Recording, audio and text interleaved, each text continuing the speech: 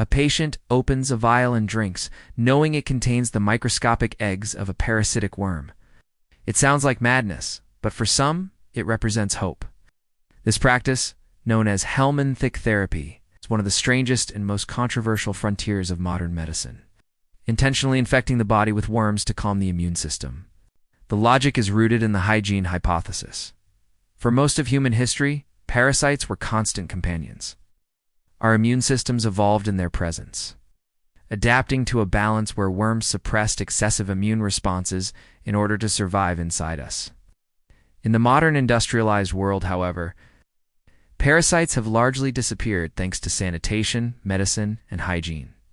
Without them, some scientists argue, immune systems turn against the body itself, contributing to autoimmune disorders like Crohn's disease, ulcerative colitis, multiple sclerosis, asthma, and allergies. Helminthic therapy seeks to restore that lost balance by deliberately reintroducing parasites.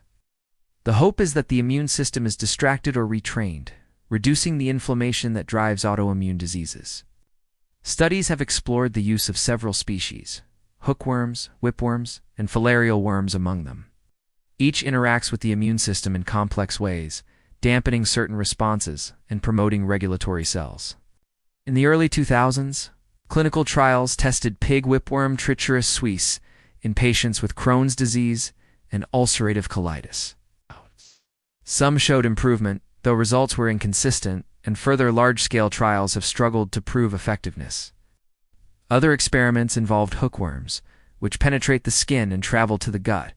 Patients often reported reduced allergy symptoms and less digestive inflammation, but at the cost of harboring parasites that can cause anemia, discomfort, or worse. The most bizarre experiments have involved filarial worms, long associated with tropical diseases like river blindness and elephantiasis. Research suggests that their immune-dampening effects could help control overactive responses in autoimmune patients. But infecting oneself with filarial worms is not without serious risks. The parasites can cause severe chronic illness. Scientists studying them focus on isolating the molecules worms produce to calm immunity, hoping to capture the benefits without the dangers. Helminthic therapy remains controversial. Many researchers doubt its safety and effectiveness, noting the risks of deliberately introducing parasites. Regulatory bodies have been slow to approve it. Most patients pursuing the treatment do so through underground networks or self-infection. Advocates argue that for those with debilitating, treatment-resistant autoimmune diseases, the potential relief outweighs the disgust and danger. Critics counter that modern immunology should be able to replicate the worm's effects without resorting to infection, regardless of where the science lands. Helminthic therapy reveals a profound irony. The creatures we once waged war against may hold secrets to healing. By studying how worms manipulate immunity, scientists are uncovering new pathways for treating autoimmune disorders, allergies, and inflammatory diseases.